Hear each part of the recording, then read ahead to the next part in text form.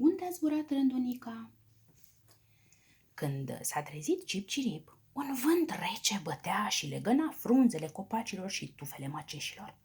Soarele nici nu răsărise încă și vrăbiuța Cip-Cirip își luă zborul spre prietena ei rândunica. O să zburăm amândouă până la iaz și o să facem baie împreună, își zise ea. Ea în apă, eu în nisip. Căsuța rândunicii era sub streașina unei case, sus de tot. Cip-Cirip, făcu vrăbiuța, ceea ce în limba vrăbilor însemna vecinică rândunică, ieși afară, surioară, nu-i nici cald și nu-i nici soare, dar e bine de plimbare. A stat vrăbiuța și a mai strigat odată de două ori, apoi sfârr, a zburat spre pădure. Frunzele copacilor se îngălbeniseră, iarba a început să se usuce și vrăbiuța a simțit că e mai frig decât ieri, dar nu prea înțelegea de ce. Cum zbura ea așa mai aproape de pământ, numai ce o văzu pe furnică. Aceasta ducea spre mușuroi un miez de pâine mai mare cât două furnici la un loc.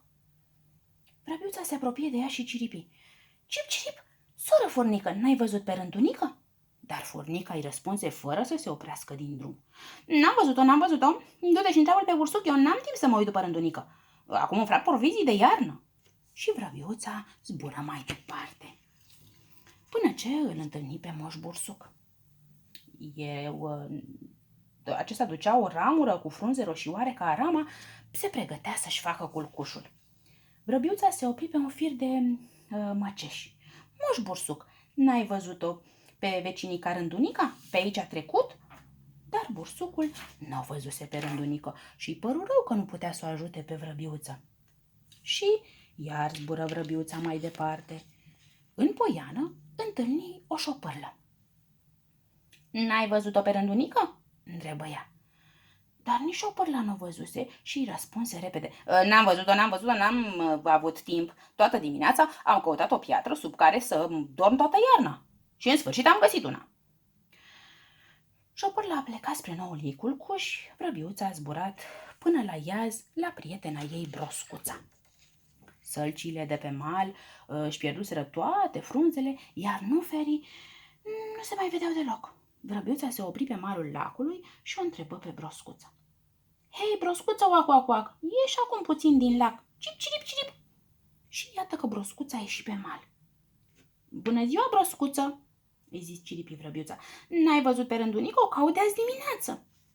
N-am văzut-o, oac. Mi-am făcut o căsuță în nămol, în fundul lacului. E mai cald acolo, o să dorm toată iarna.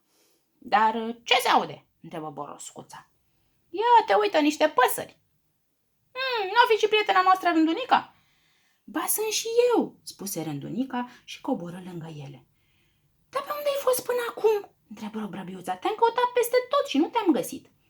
Am stat de vorbă cu alte rândunici. Pe niște fire de telegraf ne-am făcut planul de drum. Cum? Dar de ce plecați? Întrebară în același glas Broscuța și vrăbiuța. N-avem ce mânca aici la iarnă. Aici nu o să mai găsim nici musculițe, nici viermișori. Dar o să mai vii? Întrebă vrăbiuța. Sigur că o să vin. O să vin la primăvară. Vrăbiuța era tare bucuroasă. Se gândea cum să păzească mai bine cuibul rânduricii până la primăvară. Și rândunica a plecat. S-a ridicat sus de tot, alături de celelalte rândunici și au zburat mai departe spre țările calde. Vrăbiuța ciripi în urma rândunicii. Drum bun, rândunico! Și fii fără grijă, o să am grijă de cuibul tău. Apoi zbură repede spre cuib să-l deredice, să aibă și ea un adăpost pentru iarnă.